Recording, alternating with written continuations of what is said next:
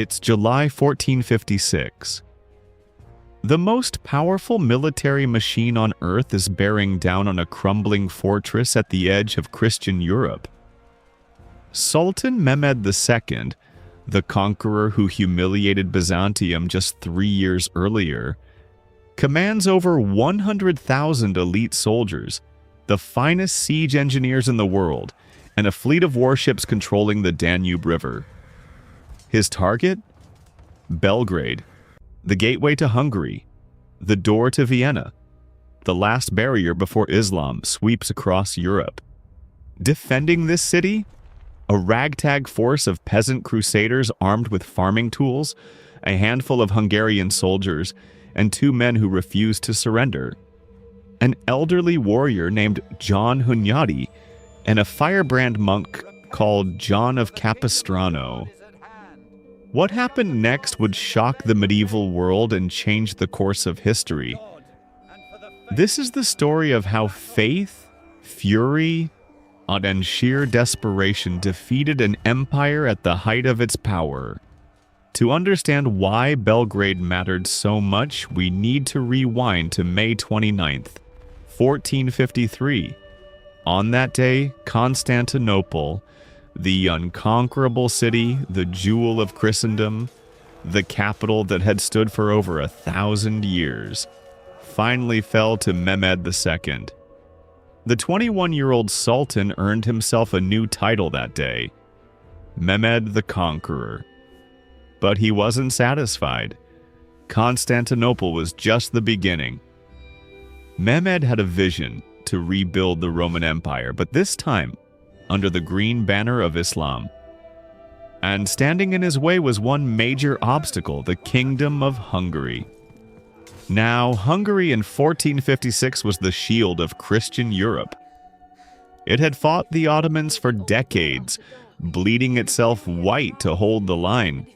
And then the man who had led that fight was John Hunyadi, a warrior so feared that Ottoman mothers would use his name to frighten children into obedience.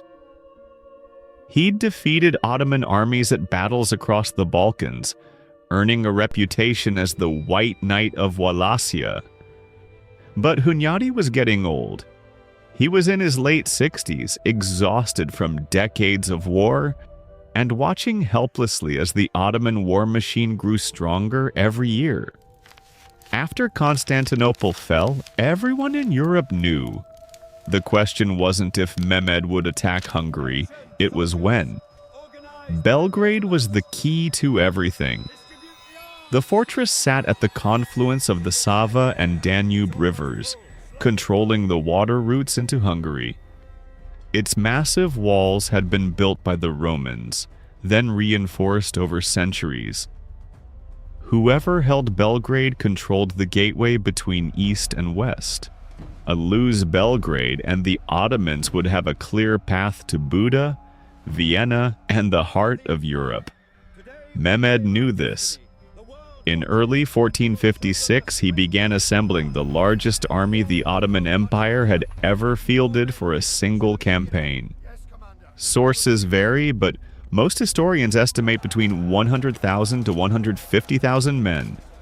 Janissaries, Sipahi cavalry, Rumelian infantry, siege engineers, and support troops. He commissioned the construction of massive bronze cannons, some capable of hurling 600-pound stone balls. His fleet of 200 river galleys would blockade Belgrade from the Danube, cutting off any relief. This wasn't just a military campaign, this was a statement. Resistance was futile.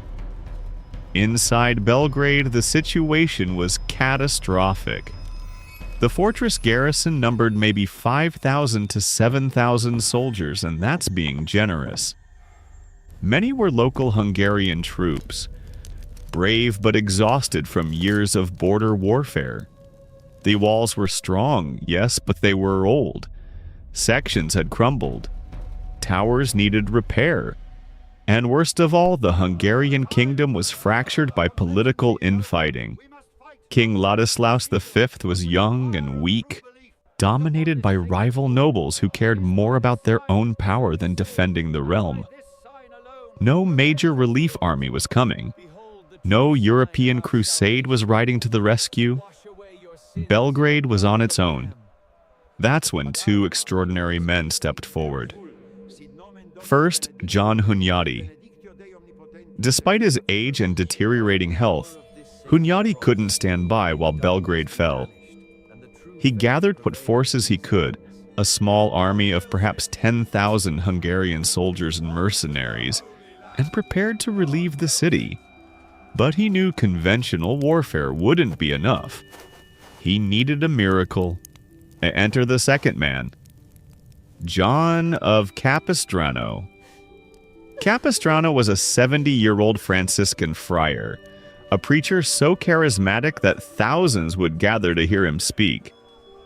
When Pope Calixtus III called for a crusade to defend Belgrade, Capistrano took up the cross with the fervor of a man half his age. He traveled through Hungary, Slovakia, and Serbia, preaching holy war against the Ottoman invaders, and people listened. Not knights, not nobles.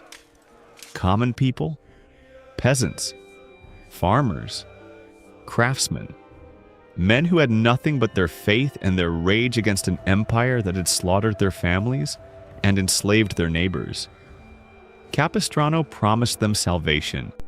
He promised them that God would protect them, and armed with nothing but farming tools, crude weapons, and crosses sewn onto their shirts, thousands upon thousands of peasant crusaders began marching toward Belgrade. By modern standards, this sounds insane. Untrained farmers going up against the most professional army in the world? It was suicide. But Capistrano believed, and he made them believe, that faith could move mountains. On July 4th, 1456, Mehmed II's army arrived at Belgrade. The sight must have been terrifying. For miles around the fortress, the earth disappeared beneath a sea of tents, horses, and soldiers. The Ottoman camp stretched as far as the eye could see. Supply wagons rolled in continuously. Blacksmiths hammered horseshoes. Cooks prepared meals for 100,000 mouths. And towering over everything were the cannons. Massive bronze beasts that dwarfed anything Europe had ever produced. Mehmed positioned his artillery carefully. He concentrated fire on the fortress's weakest points, particularly the walls facing the land approaches. Day and night the cannons roared. Stone balls weighing hundreds of pounds smashed into ancient masonry. Towers crumbled, walls cracked. The defenders could do nothing but watch their fortifications disintegrate under the relentless bombardment. Meanwhile, Mehmed's fleet controlled the Danube. His 200 galleys formed a floating fortress, cutting Belgrade off from reinforcement and resupply. Any relief force would have to break through both the fleet and the massive land army. A seemingly impossible task. Inside the fortress, morale was collapsing. Supplies were running low. The walls were crumbling. Every day brought the inevitable closer. But then, on July 14th, something unexpected happened. John Hunyadi arrived with his relief force, and he brought a fleet. Using shallow draft river boats crewed by hardened Danube sailors, Hunyadi launched a surprise naval assault the Ottoman blockade. What followed was a chaotic river battle. The Hungarian vessels, smaller and more maneuverable, darted between the Ottoman galleys. Serbian and Hungarian sailors fought hand-to-hand on burning decks. Hunyadi himself commanded from the lead ship, his banner flying defiantly. Against all odds, the Hungarians broke through.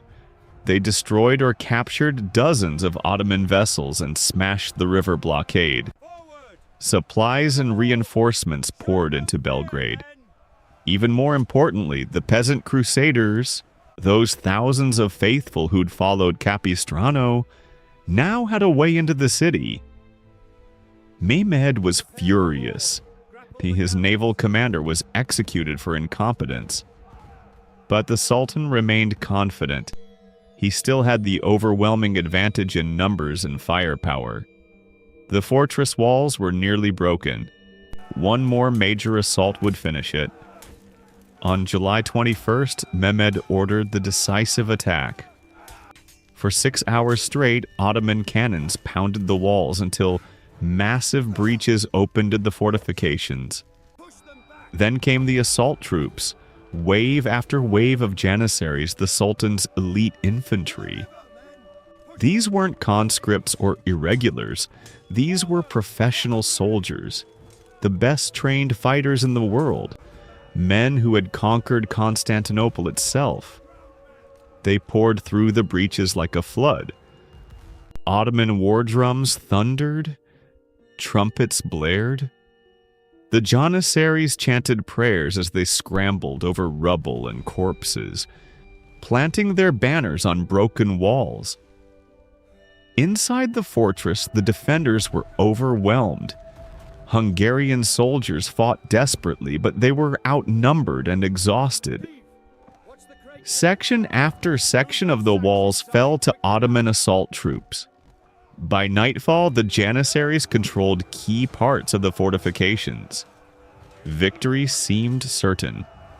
Mehmed himself rode close to the fighting, urging his men forward. According to some accounts, he even entered the fortress grounds, so confident was he in victory. But the defenders weren't finished. Hunyadi rallied his troops for desperate counterattacks. Fighting raged through the night.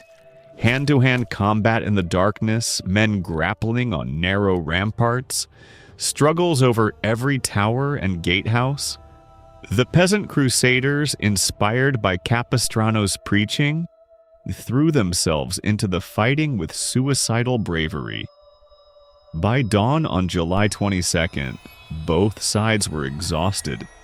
The Ottomans held portions of the fortress, but they hadn't achieved a complete breakthrough. Mehmed called for a temporary halt to reorganize his forces for a final push. That pause would prove to be a fatal mistake. Here's where the story becomes almost unbelievable. On the morning of July 22nd, John of Capistrano was moving among the Peasant Crusaders, tending to the wounded and offering prayers. These men had fought bravely during the night assault, but they were still mostly confined to the fortress. Hunyadi had specifically ordered them not to launch any unauthorized attacks. They were too valuable as a reserve force. But Capistrano's peasants were fired up. They'd seen their brothers die, and they'd watched the Ottoman banners being planted on Christian walls, and they believed, truly believed, that God was on their side. According to historical accounts, sometime around noon, a group of crusaders near one of the gates spontaneously decided to attack. They flung open the gates and charged out toward the Ottoman siege lines. Capistrano, seeing what was happening, made a split-second decision. Instead of trying to stop them, he grabbed a cross, raised it high, and led them himself. Within minutes, the trickle became a flood. Thousands of peasant crusaders poured out of Belgrade, screaming battle cries and prayers, waving crosses and improvised weapons. They had no armor, no formal training, no battle plan, but they had absolute faith, and they had numbers. The Ottoman siege troops were caught completely off guard. They'd been expecting a defensive fight, not a mass charge by religious fanatics. The Crusaders crashed into the Ottoman positions like a human avalanche. Chaos erupted across the battlefield. The peasants were dying in droves. Ottoman arrows and swords cut them down by the hundreds. But they kept coming. For every crusader who fell, 2 more took his place. They overran siege equipment. They set fire to supply dumps. They carved through camp followers and support troops. And then John Hunyadi saw his opportunity. The old warrior had been watching from the fortress, probably horrified at this unauthorized attack. But he was too experienced a commander not to recognize a chance when he saw one. The Ottoman army was in disarray, their attention focused on the Peasant Charge. Their elite janissaries were exhausted from the night battle, and this was the moment. Hunyadi led his Hungarian cavalry out of another gate, sweeping around the flank of the Ottoman positions. These were professional soldiers, and they struck like a hammer blow. The Ottoman left flank began to crumble. What happened next was a cascade failure. The Ottoman troops, already shaken by the fanatic peasant assault, now faced a coordinated cavalry charge from seasoned Hungarian warriors. Unit cohesion began to break down. Soldiers who'd been confident of victory hours earlier now found themselves fighting for survival. At the height of the battle, disaster struck the Ottoman command. Sultan Mehmed II, trying to rally his troops personally, was struck by an arrow. Some sources say it hit his leg. Others claim it was his thigh. Either way, the wound was serious enough that the Sultan had to be carried from the battlefield by his bodyguards. The psychological impact was enormous. Ottoman soldiers saw their invincible commander, the conqueror of Constantinople, being evacuated from the field. Panic spread. The Ottoman generals tried to restore order, but the situation was deteriorating too rapidly. The Peasant Crusaders and Hungarian cavalry were pushing deeper into the Ottoman camp. Supply tents were burning, horses were stampeding. The carefully organized siege army was turning into a mob. As evening fell on July 22nd, the Ottoman commanders made the decision to retreat.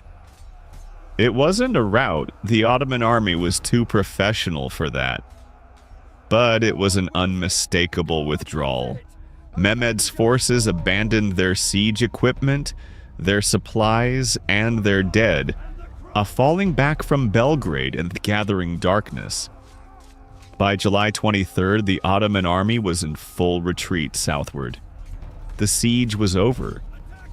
Against impossible odds, Belgrade had held. The victory at Belgrade was miraculous, but it came at a terrible price. Thousands of crusaders had died in that desperate charge. The fortress itself was heavily damaged, and within weeks both of the heroes who'd saved the city would be dead. John of Capistrano died on October 23, 1456, likely from plague that was ravaging the region after the battle. He was 70 years old. The Catholic Church would later canonize him as a saint, remembering his role in the defense of Christendom. But the greater tragedy was John Hunyadi, the warrior who'd spent his entire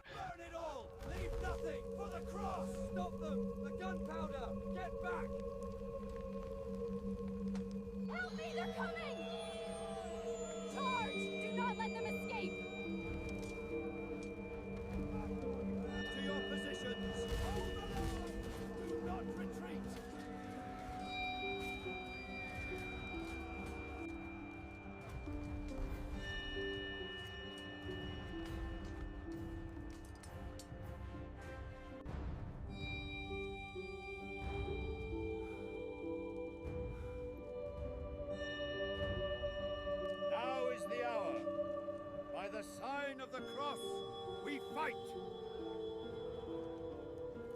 Forward! To the walls!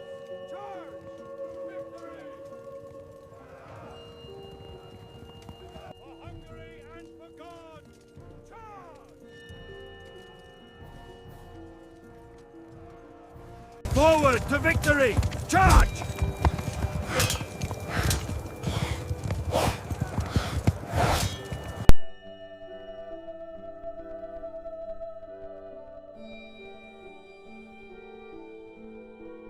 Attack! Push forward! We are lost! Run! Hold the line! Hold it! We can't!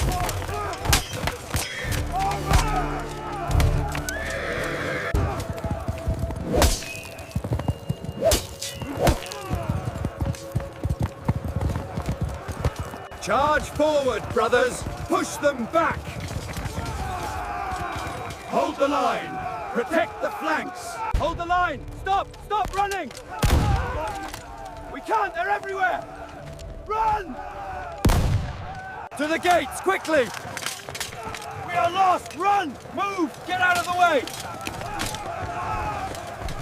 Hold the line! Stop! You are cowards! Get back here! Let me go! Run! They are coming! Retreat!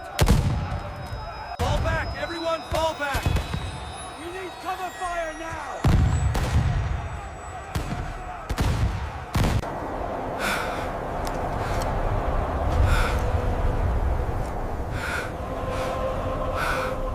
Maximize losses. Cut off the retreat. They're everywhere! Flee! The powder wagons exploded! We must fall back! They're everywhere! Retreat! Get back! Save the supplies! Help me! I can't move! Get out of the way! We must flee the fortress! Forward, Janissaries! Break their lines! The city is ours! Allahu Akbar! Hold the line! To me! We do not retreat! Allah is with us!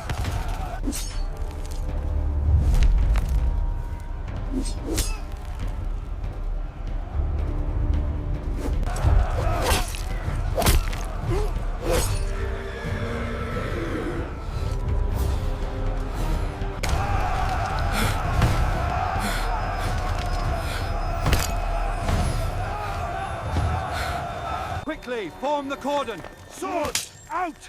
Watch the left flank. He is wounded. Carefully now, lift him up. Watch the wound. We have to go. To the rear, quickly!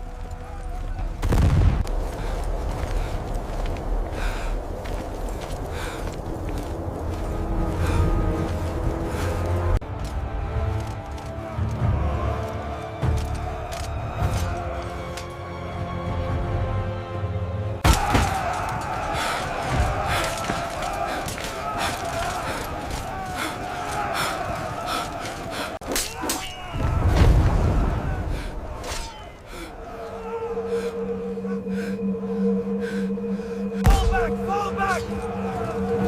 We are lost! Run for your lives! The enemy is here! Hold your positions! Stop this retreat immediately! Get back to the line!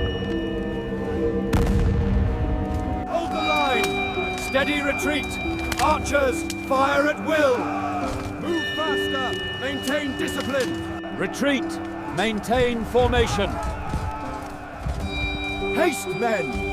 Abandon the siege!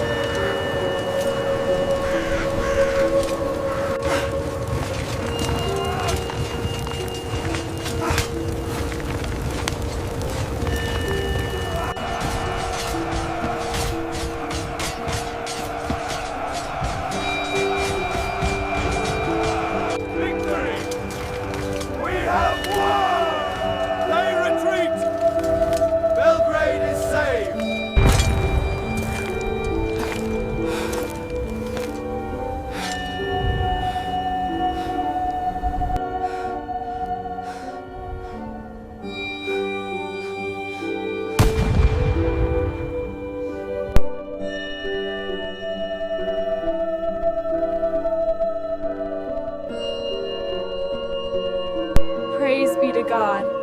He has heard our prayers and granted us a miracle. We are saved. I have fought the good fight. I have finished the race. I have kept the faith.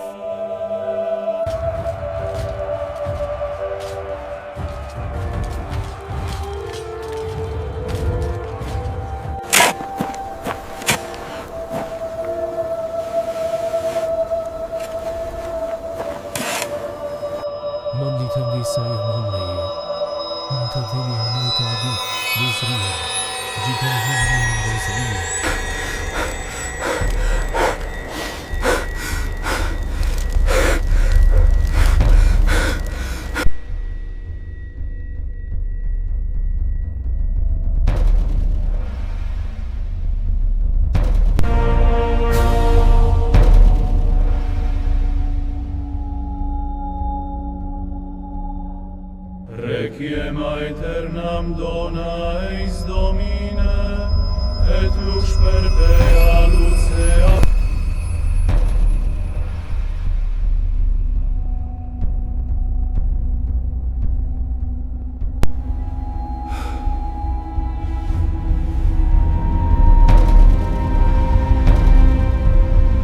Requiem aeternam dona eis Domine, et lux perpetua luceate.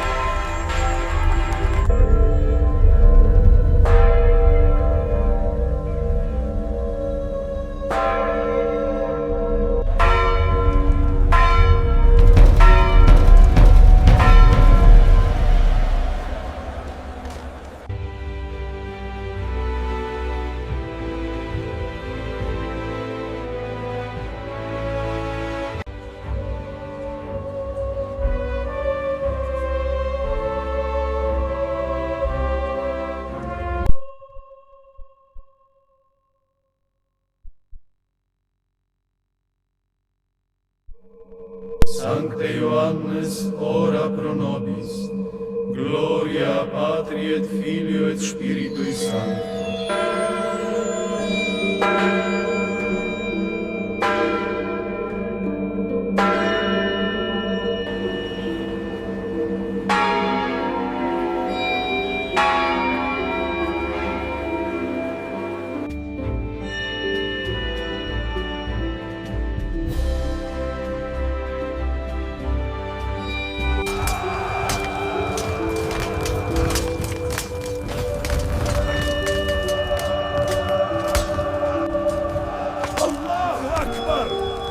Long live the Sultan!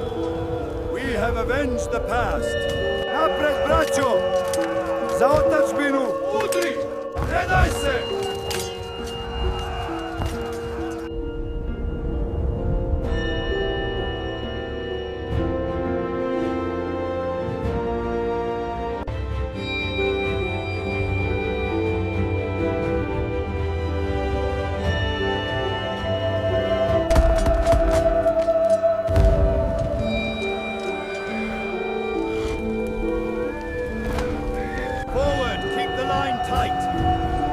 Push harder on the left wheel! We must reach the river by nightfall.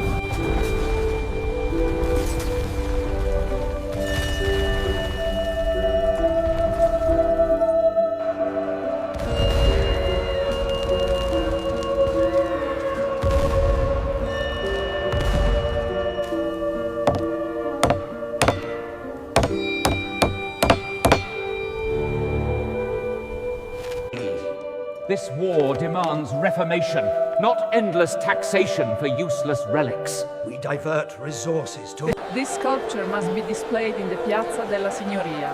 Indeed, it is a masterpiece worthy of the Republic. This marble demands patience, Master. Indeed. 1,000 years hence they will look upon this and know our time. July 1456, a critical fork in history. The Siege of Belgrade saw either triumphant defense or catastrophic defeat. The victory at Belgrade in 1456 reshaped the continent. Victory! We have won! The fortress stands! We held the wall, brother. Yes! We won!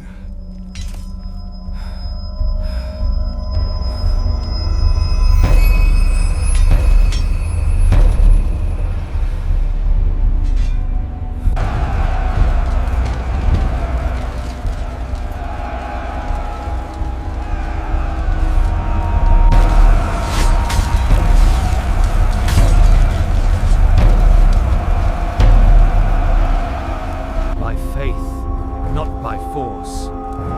Deus vult.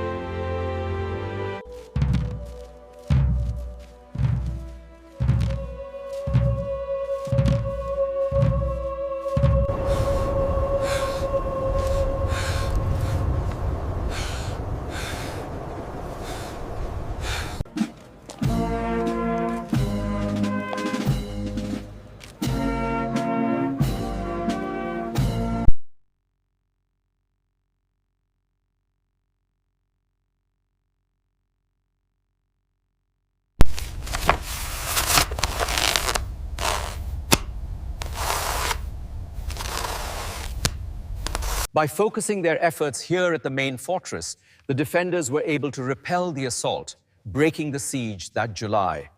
To understand where we are going, my young friends, you must first understand the sacrifices made right here on these streets.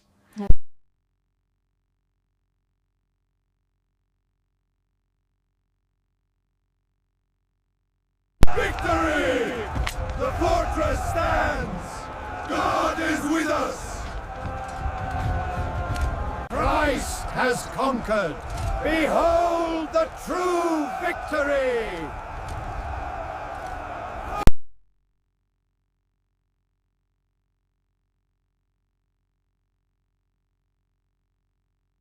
Gratias agimus tibi, Deus.